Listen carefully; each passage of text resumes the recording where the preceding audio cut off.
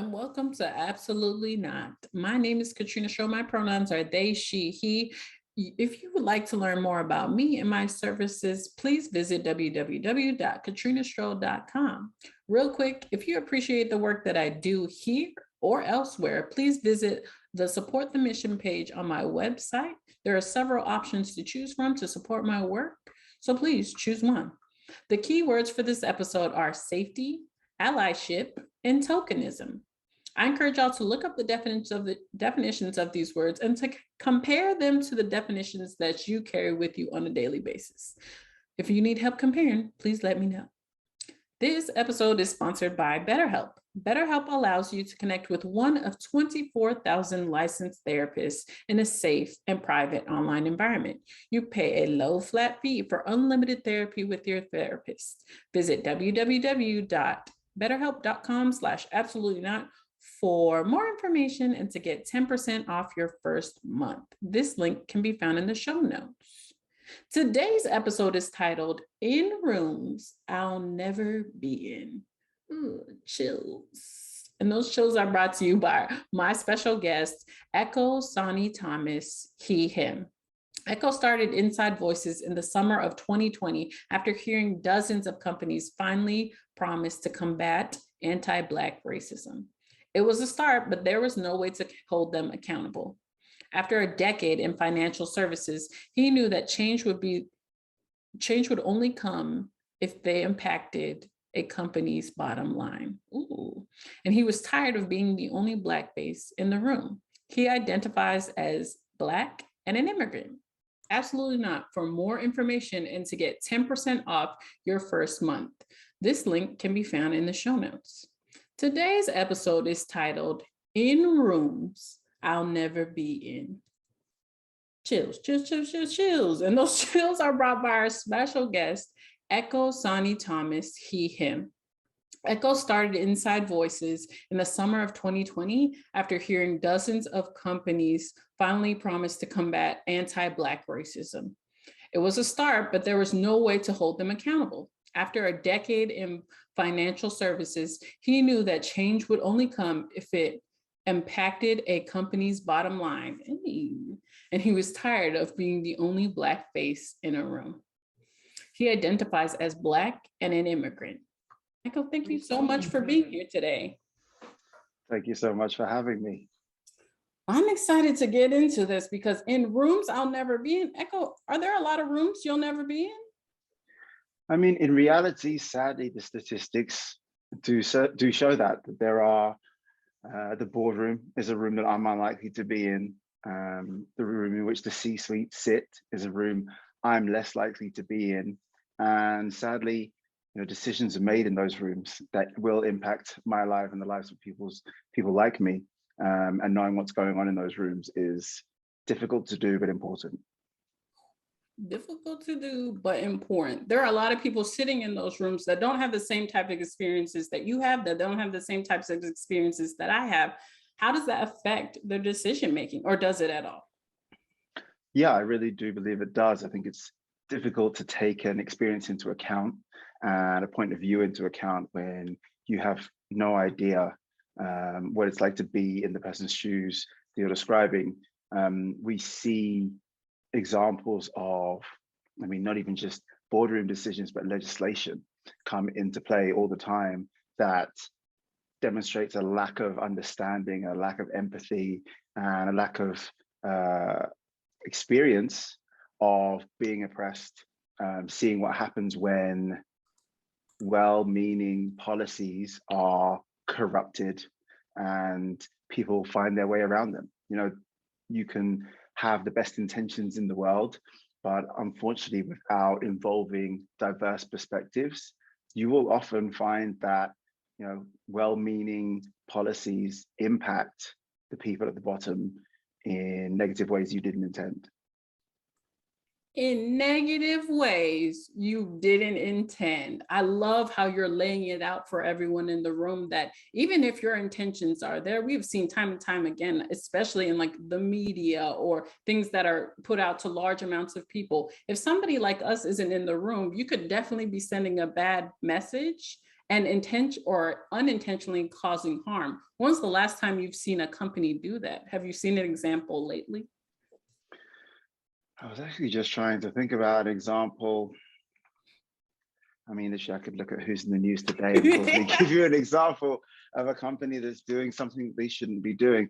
I mean, for me, an example of a company that hasn't actually done this yet, but will do soon, assuming that a certain man gets what he wants, is Twitter. When we look at, let's listen to the things that Elon Musk is saying about what he wants to do if he were to take over Twitter.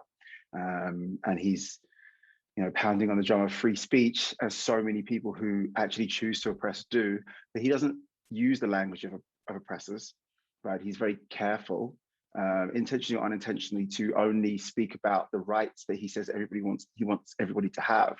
But what we, as people who have been oppressed, know is that when free speech is pushed to its limits, when people speak about free speech and in that dog whistle way, what they're often just doing is opening the door for people to, use nasty language, oppress, override, and denigrate other people.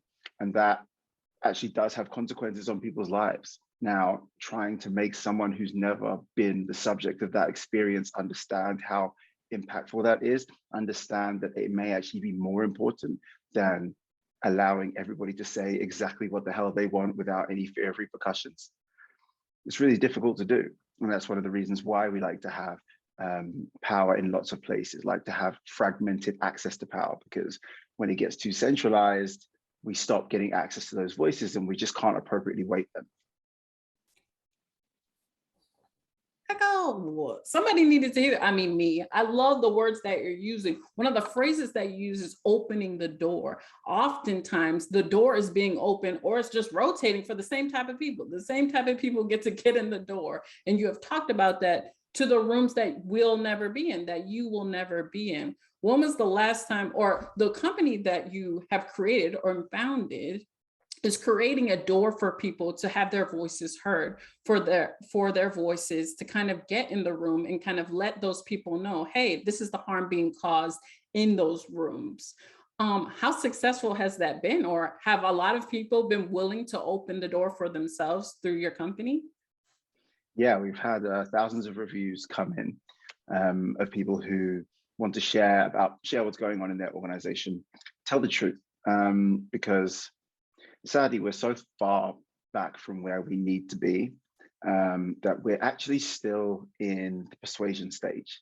I think people often feel as though when we talk about diversity, we've made the case and now everybody knows the importance.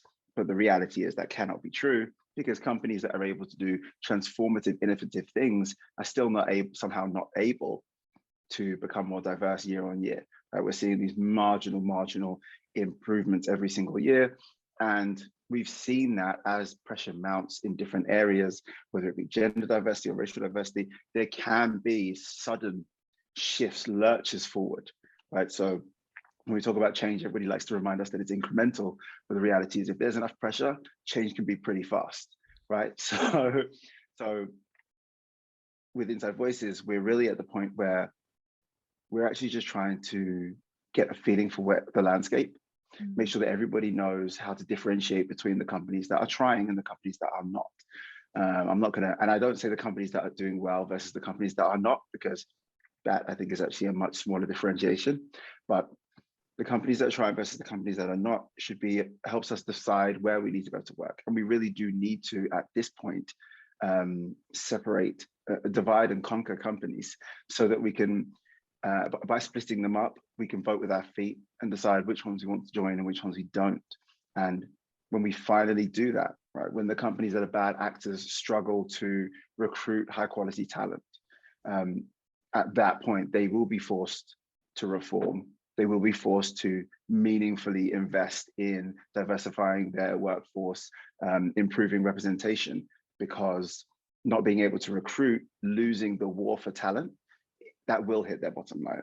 I think the very admirable argument that people are making about that I think is legitimate, that diversity does lead to more profits. It helps an organization run more smoothly and make better decisions.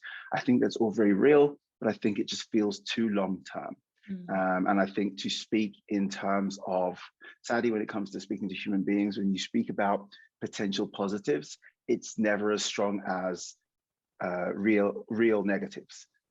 So in this aspect, I think we do have to remove access to certain peoples and communities and resources to get these companies to fall in line, rather than hoping that they'll strive for that extra 30% of profit over the short-term benefits of just doing everything the same.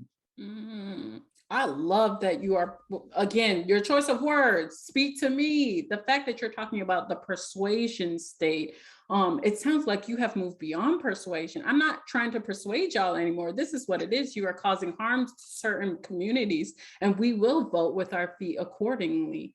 Ekow, you have voted with your feet, have you not? Did you vote with your feet? I have. Oh, okay. I have. I left an organization that was not serving me, mistreated me, and just did not stand for the values that it claimed to stand for. I left, and I won't say that I've encouraged others to do the same from that organization, but I think that everybody has to come to things in their own time. It can be really difficult to realize that the world is not in the way that you saw it, not in the way that it was described to you, not in the way you expected it to be. But as people come to that realization, they do often search for control, right? The ability to control their own destiny. And I think deciding where you work is one of the most important and impactful ways that you can control the way your life goes. Because we don't have a choice. We live in a society where you have to make money to live. But what you can choose is the safety of the environment that you are in. And I love that you talked about the bagged actors and the people who are claiming to be about this shit, and they just aren't. When were you made aware in your last position that, oh, wow, y'all are made up of really bad actors? I mean, honestly, it was a two-parter. First, it started to happen to me personally. But that was on an individual level. And, I stray away from speaking about individual experiences in my work and with the company, because sadly, no individual has a responsibility, just beyond our human social contract, but they have no legal responsibility to treat you in any way. And, that's disappointing, but that is the reality. However, organizations do have a legal responsibility to protect you from mistreatment. And so when I was going through my experience with my manager, my organization failed to stand up for me. And that was the first time that I really realized that it wasn't a lack of action that was meaning that they weren't succeeding at diversity. It was a lack of desire. They were actually apathetic while they were pretending to care. And then the second more stark thing that happened was, once I decided to leave, while I was on the way out, I started to have conversations with people who'd been at the organization for longer. And it was at that point that I realized that most of the people in the organization knew that the bones were bad. There were, people in senior leadership who were, considered to be a barrier to progress, to put it politely. When we speak about diversity, there were people who had left under the cover of darkness after being mistreated, and there'd actually been a head of diversity who'd left extremely quickly after realizing they could never work with the head of HR. So those things, and that last point really being that I only learned that when I spoke to people who'd been there longer. That's how I identified, this place is not about what they say they're about, and I had to go.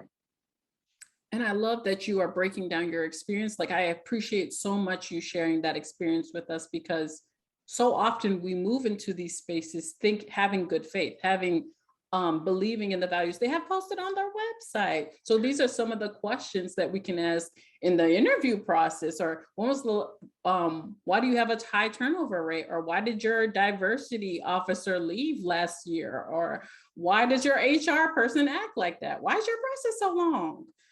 So many questions that you can ask to kind of, okay, here are the red flags. Am I willing to move forward or am I willing not to? But once again, this show is about boundaries. I love that the boundaries that you have set with yourself, like, hey, I can't be in this space anymore. What kind of spaces are you looking to be in now? What kind of culture are you building at Inside Voices? Now my life is all about authenticity. I spent a lot of my life trying to assimilate and fit into spaces that didn't really welcome me. Those are the spaces that I guess at that point in my life had been told I had to be in.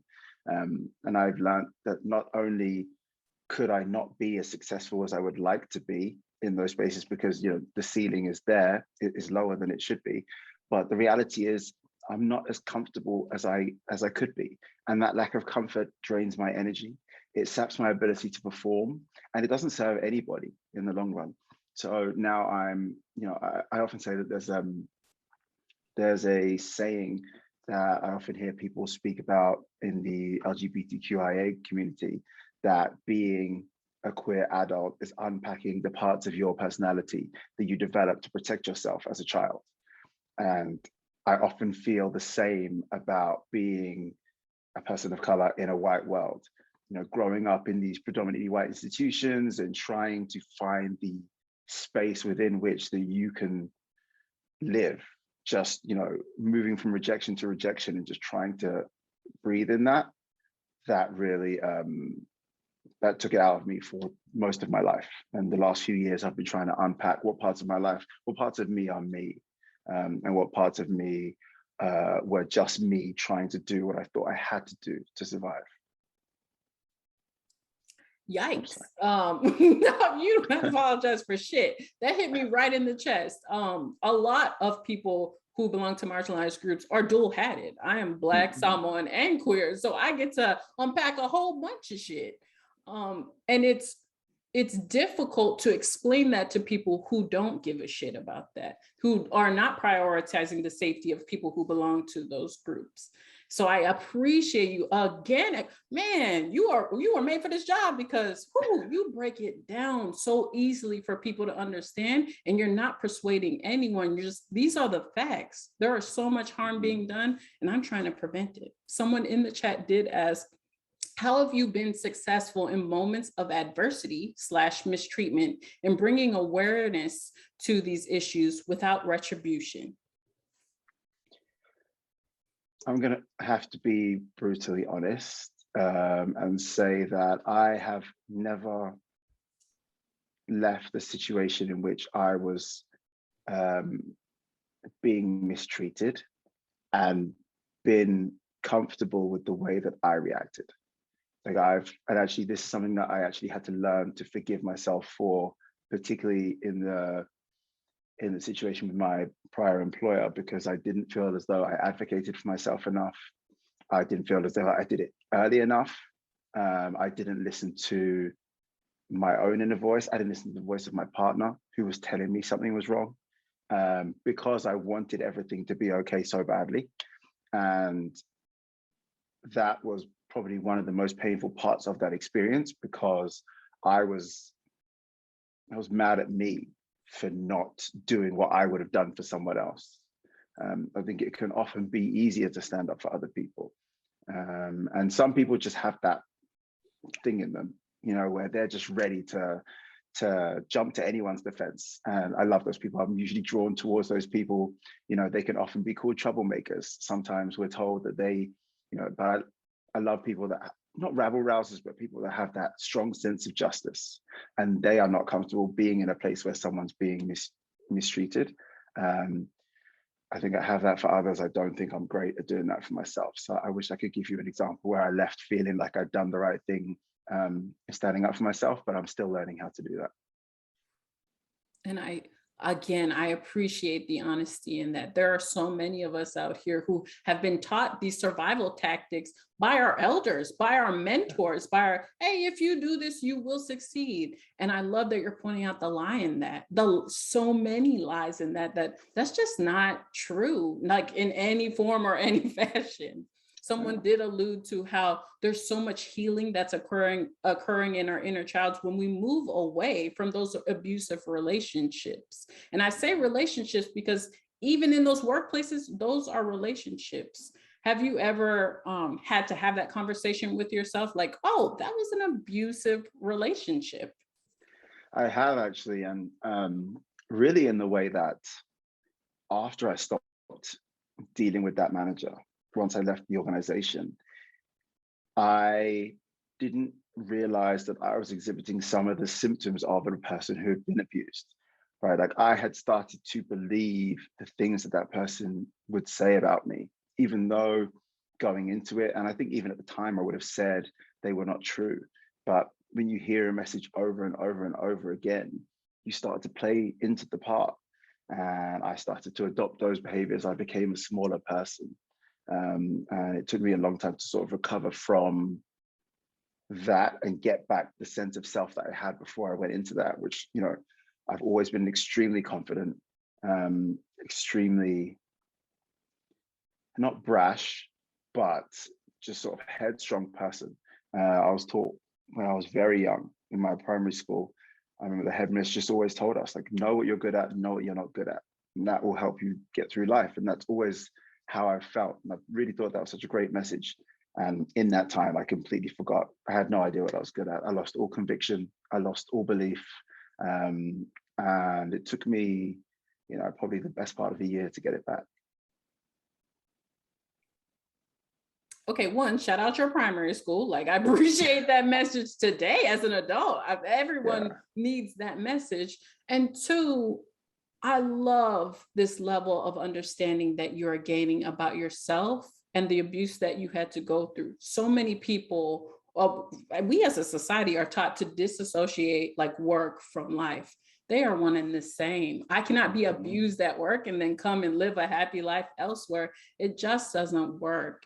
And I'm so happy for you that you have that understanding now. What was helpful for you during that time, or even now, what's helpful for you now in gaining that understanding? What reminds you that this is one and the same, this is the only life I have? Honestly, just having the support of a loving partner, like people around you really are the only ones, particularly people that have been in your life for a little bit longer, that have weathered storms with you, that know who you are.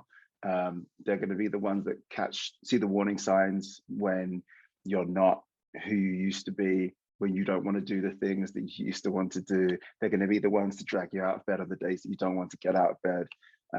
And I don't think I would have pulled through I mean, in reality, none of this would have happened had it not been for not been for my wife. I would never have made it. I would have just left the company, I think, moved somewhere else, accepted that I probably was not what I thought I was, and, you know, and potentially live with this for the rest of my life. It was that having that support system really helped. And it's funny because I was telling you just before we joined that I'm an introvert, so I can often shy away from people. A lot of my friendships are when I'm with you, we're having the time of our lives, and when I'm not with you, you may struggle to communicate with me a little bit because I'm not that great with it.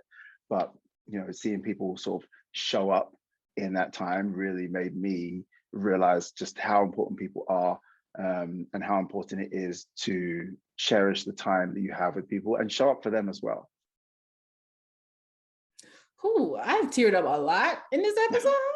And it's just because there are so many people who don't have a grasp on this yet. And I fear for them. I fear for their lives. I fear for the wellness. I fear for their health. And I fear for a past version of you. But I'm so glad that there's a future version of you sitting in front of me right now.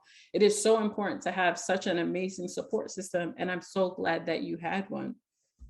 Somebody talked about the discomfort that happens with speaking up for yourself. Do you still feel that discomfort now when you speak up for yourself? Yeah, there is a muscle that I think we develop when we're in a place, once we're taught that we shouldn't speak up for ourselves, right? Once we learn that what we consider to be the threshold for inappropriate behavior is not the threshold that the world considers to be the right one. we then lose faith in our own ability to determine what should and shouldn't happen. So I removed all of my boundaries. I let the world dictate to me what was appropriate behavior. And I could academically stumble into one. If I saw it enough happening to someone who looked like me or similar to me, then I could say, okay, that's not something that I would accept happening to me. But the feeling of reacting to the feeling of not being comfortable and someone doing something that made me uncomfortable, I stopped being able to do that. And so I rarely advocated for myself. Now I'm trying to get back in touch with that. And I mean, it's bumpy, because there are times when I lean too far one way, so I'm too sensitive, and there are times when I'm still not sure. And afterwards I have to unpack it and I ask other people, but I'm trying to get closer to that feeling of reacting in the moment to what I'm feeling. Because I think I would say for 3 decades, I lived without accessing that feeling. I just accepted that if it was wrong, I would be able to logically make my way into it being wrong, as opposed to feeling the wrong at the time. Ooh.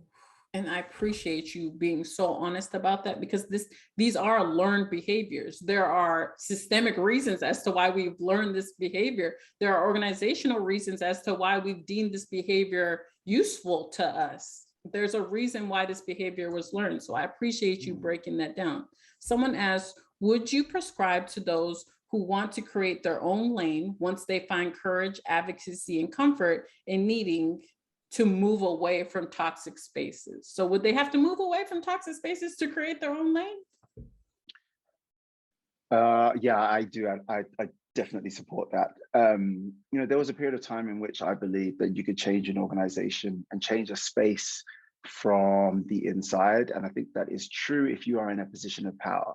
And if you are in a position of power, it's actually incumbent upon you to do so, because to your own tolerance level, you should, because whatever you're seeing and experiencing is probably nothing compared to those who are not in power that are in that same space.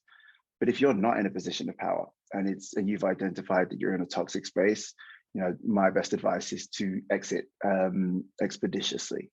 I would suggest making some noise on the way out so that people are aware, because I think we can often take that information away with us. And yes, it can feel like a risk to share it, right? We're all taught not to burn our bridges, but if you're leaving a toxic workplace, the reality is that you're leaving some people behind. Some of the reason that it's able to exist in that way is because they're able to pretend, people in leadership are able to pretend that they're not aware of it. And there are almost certainly other people within that organization who feel the same as you do. And I would suggest that if you're on the way out of a space like that, you make it clear why you are leaving, because even if they don't say so in the moment, there are going to be people there who you are saving, who will identify with you. And when we talk about burning bridges, you may be burning bridges with certain people within the organization, but you're building huge suspension bridges with the other people who wish that they could say the things that you're saying. And you might wake them up. After I left the organization that I left, there was an exodus of people within my realm who could not wait to get out after I pointed out the things that were happening to us that were just not legitimate. And I'm glad they did. And you might wake them up. That is not your responsibility to wake other people up, but it definitely is a perk to you leaving a toxic workplace, waking other people up. I love that you're also speaking to identities. Moving into an organization, moving into that relationship, you identifying for yourself, how much power do I have here? How much communication do I have here? How many people can I talk to up and down this chain of command? If the answer is zero, nada, then it's probably not for you. So many proactive tips you have given us today in this episode, and I cannot thank you enough. For the people who are probably listening to this and probably like, you know what, let me go check out Inside Voices, or let me go have some conversations with some people in my office tomorrow, what would be the top 3 tips you would share with them about those conversations? I would say when having conversations about your own personal experiences in the workplace. Share as much as you care to. I think it can be really common for people to overshare, and not necessarily in detail. The details that they include are too much, but that they put too much of their own personal emotion into explaining to other people what happened, and that is not your responsibility. You can direct people to resources. You can share as much as you want to, but I would say definitely just be wary of the fact that you could be pushing yourself into a realm that you don't want to go into. Look for the people. Your gut will tell you who you should be speaking to, and often that is not the people that the structure of the organization tells you that you should speak to. That's really common. The person, there was only really one ally that I had when I was leaving that organization, and that was not a person I'd ever come into contact with in my work. They were not on my team, but we ended up forming a relationship just out of the way that we interacted the few times we did early on, and that led them to coming to my aid and being sort of the sounding board for me just trying to navigate that space. So those are the top two. The third I would give is just be wary that not everybody that says the right things is on your side. That's that's one to watch out for. At the point that I was leaving my organization and I was going through what I was going through, I'd become a loud voice in the diversity conversation because I didn't feel as though the organization was doing enough. And with that comes all of the pats on the backs from the people who it doesn't impact and have done nothing, but they love to show, look at this token who we are putting on the pedestal. Isn't it great? And with that came me being invited onto calls with people who never did and never will do anything to help anybody that didn't look like them. And I spent a lot of time trying to educate, trying to push those people to action. And now I look back and realize my gut told me that they were a waste of time. My gut told me that they were not on my side and I should have just trusted it. There was no point wasting that time.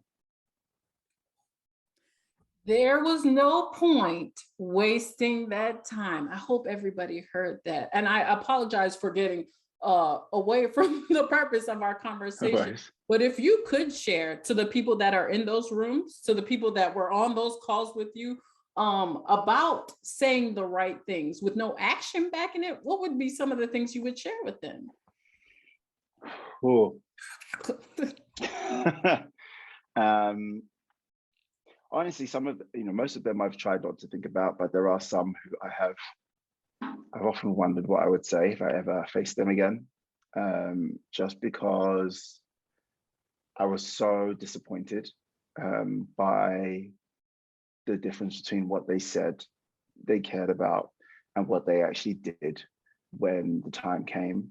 And I would just tell them, your actions matter. Like, you will be judged by your actions.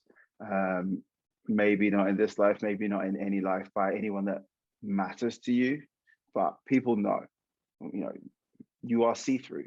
You think that you're obscuring your true purpose and your true values, but we do know, we do see, the emperor wears no clothes. So just be wary that that's probably going to catch up to you at some point. And that, so insightful. But this has also broken down for the people in that organization. If their words do not align with their actions, you don't have to give chances 2, 3, 4, 5, 6, 7, whatever. That's it. That is it. You don't need to keep giving them chances or to educate them or to persuade them, because we are past persuasion. We are looking for action. Thank you so much again, Ekow, for breaking it down. Are there any last minute sprinkles you'd like to share with the audience before we go today? I would say, just to plug Inside Voices, please review your company on Inside Voices. Be as detailed as you're comfortable being, but please make sure to protect your own anonymity. Is extremely important that everybody remain anonymous. Even if you don't want to remain anonymous, unfortunately, I need you to, because it is important for us that nothing happened to you. Like, unfortunately, everyone isn't on board with transparency at this point, but by being clear and honest about what happens in your organization, you could save someone from making a decision that has the potential to damage not just their career, but their life. So this is really important. You know, sharing knowledge is a way to improve diversity and improve inclusion, and it costs you nothing. I appreciate that there's bravery involved, but I don't see the world changing for the better without all of us being a tiny bit brave. So please do so. I hope everybody's brave tomorrow. Go into those rooms, have some conversations. Thank you so much, Ekow, for everything you have shared with us today. For anybody who is listening, continue to be brave in your own way, even if it's just going to Inside Voices and leaving that anonymous review. That's brave, baby. We are here rooting for you. Keep setting those boundaries and saying absolutely not to everything unaligned. We'll see you next time. Bye. Bye.